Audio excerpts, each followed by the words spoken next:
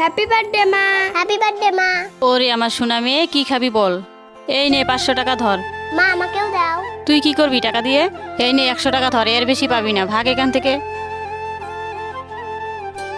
আরে চলে এসেছিস কি